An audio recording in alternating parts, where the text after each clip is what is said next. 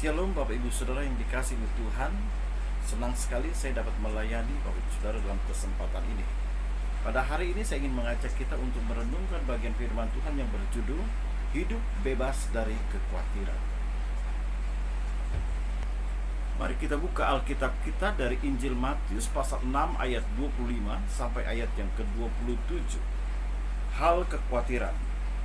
Karena itu aku berkata kepadamu, janganlah khawatir akan hidupmu, akan apa yang hendak kamu makan atau minum, dan janganlah khawatir pula akan tubuhmu, akan apa yang hendak kamu pakai. Bukankah hidup itu lebih penting daripada makanan dan tubuh itu lebih penting daripada pakaian? Pandanglah burung-burung di langit yang tidak menabur dan tidak menuai dan tidak mengumpulkan bekal dalam lumbung, namun diberi makan oleh Bapamu yang di sorga. Bukankah kamu jauh melebihi burung-burung itu? Siapakah di antara kamu yang karena kekhawatirannya dapat menambahkan sehasta saja pada jalan hidupnya? Setiap orang memiliki potensi mengalami kekhawatiran dalam kehidupannya. Kekhawatiran melanda segala aspek dalam kehidupan kita. Pada saat kuliah, kita khawatir tentang biaya kuliah yang sangat besar. Kita bertanya apakah mungkin kita dapat menyelesaikan pendidikan dengan biaya yang cukup besar ini. Namun nyatanya saudara, kuliah dapat diselesaikan. Setelah selesai kuliah, khawatir lagi, jangan-jangan nanti tidak dapat pekerjaan. Dan Tuhan buka jalan mendapat pekerjaan. Setelah mendapat pekerjaan, khawatir lagi gaji kecil tidak cukup untuk kebutuhan hidup. Ketika Tuhan memberkati dengan gaji yang lumayan, mulai khawatir lagi, bagaimana nanti dengan jodoh saya? Dan ketika Tuhan memberikan jodoh, menikah, mulai khawatir lagi. Tuhan memberikan anak, menganugerahkan anak kepada kita, kita khawatir tentang kesehatannya, tentang segala sesuatu. Jadi memang benar bahwa setiap orang memiliki potensi mengalami kekhawatiran dalam kehidupannya.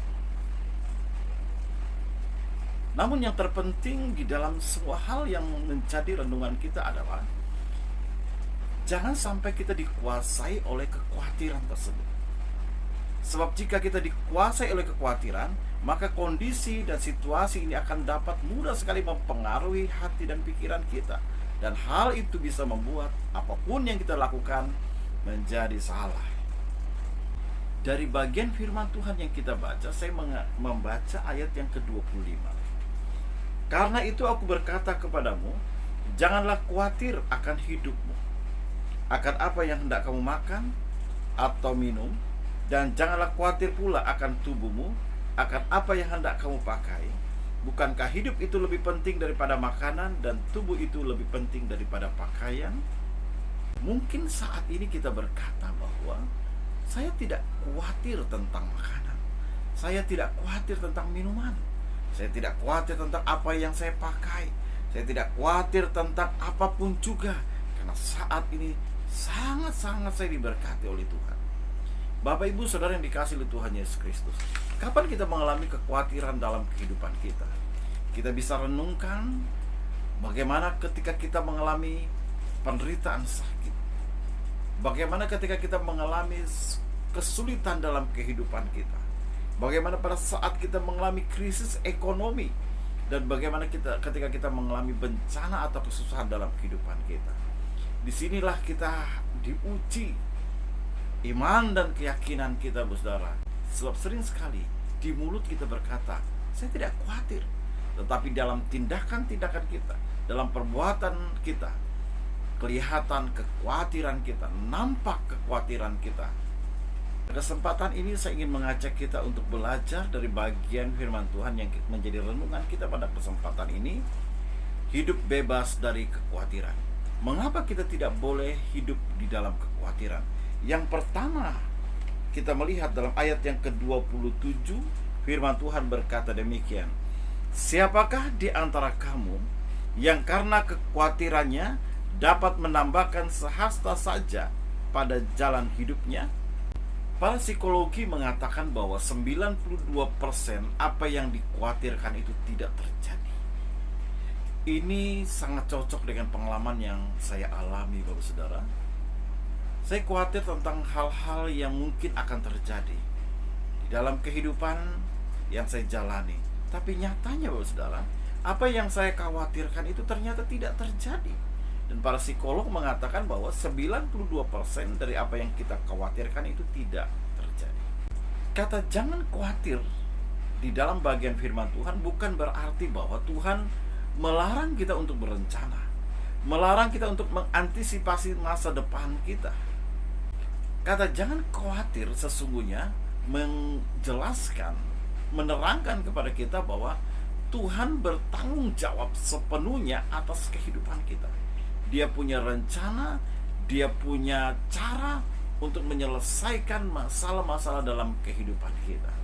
Bapak Ibu Saudara yang dikasihi oleh Tuhan Yesus Kristus, saya memberikan rahasia kepada kita bagaimana menghadapi kesulitan dalam kehidupan ini. Yang pertama, kalau kita bisa pikirkanlah dengan sekuat-kuatnya. Kalau kita bisa kerjakanlah semampu-mampu kita dengan kerja keras. Selebihnya, serahkan kepada Tuhan. Selebihnya, doakan. Bukankah Alkitab berkata, hati yang gembira adalah obat yang manjur? Bagaimana kita bisa lepas atau bebas dari kekhawatiran? Doa. Ketika kita berdoa dan menyerahkan semuanya ke dalam tangan kuasa Tuhan, hal-hal yang tidak sanggup kita pikirkan, hal-hal yang tidak sanggup kita kerjakan, kita serahkan kepada Tuhan dengan yakin dan percaya, dengan kegembiraan bahwa Tuhan pasti akan tolong dan campur tangan dalam persoalan kita. Bapak Ibu Saudara, kegembiraan itu akan membuat kita dapat bersuka cita di dalam kehidupan ini. Kekhawatiran yang berlebihan dapat membuat kita jatuh sakit.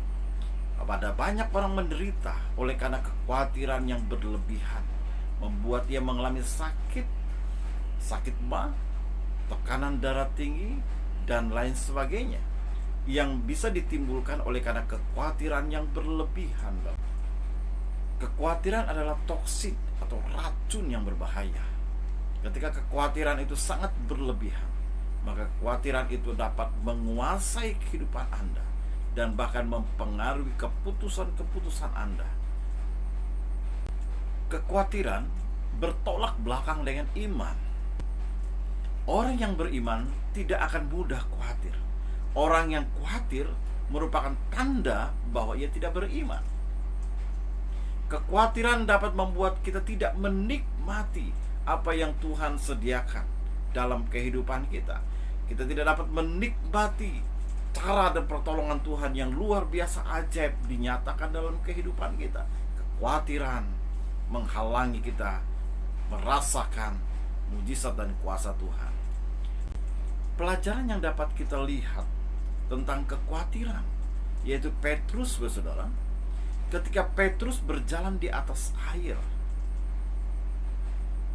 Petrus dapat berjalan dengan bagus ketika di dalam langkah awalnya. Tuhan Yesus berjalan di atas air pada saat itu dan meminta Petrus juga datang kepadanya. Dan Petrus melangkah dalam langkah awalnya dengan keyakinan dan kepercayaan. Tetapi dalam langkah-langkah berikutnya, ketika ia merasakan angin kencang menerpa dirinya, ia mengalami kekhawatiran sehingga ia mulai tenggelam dan tenggelam. Kekhawatiran membuat kita tidak merasakan kuasa Tuhan dinyatakan dalam kehidupan kita. Tuhan Yesus memberikan teguran lembut kepada kita melalui perumpamaan bagaimana tentang pemeliharaan yang sebenarnya Tuhan janjikan dalam kehidupan kita. Ia memberikan sebuah teguran lembut tentang lihatlah burung-burung di udara yang tidak punya kemampuan untuk menabur, untuk menuai, untuk menyimpan. Tetapi kita melihat bagaimana Tuhan mencukupkan apa yang ia perlukan. Dan demikian juga dikatakan lihatlah bunga bakung, menjelaskan kepada kita bunga bakung yang singkat umurnya namun didandani, dipelihara oleh Tuhan. Apalagi kita, ciptaan Tuhan yang mulia, yang berharga. Tuhan pasti akan memelihara kita. Tuhan akan menjaga kita, Tuhan akan mencukupkan segala yang kita perlukan, asalkan kita percaya dengan sepenuh hati kita. Bapak Ibu Saudara yang dikasihi oleh Tuhan Yesus Kristus, mari kita hidup menyerahkan diri kita ke dalam tangan kuasa Tuhan, dan percayalah, jangan khawatir.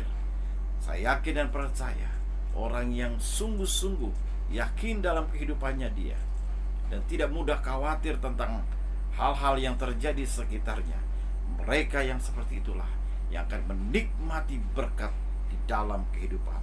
Sebab saudara, kekhawatiran dapat menghambat berkat dalam hidup ini.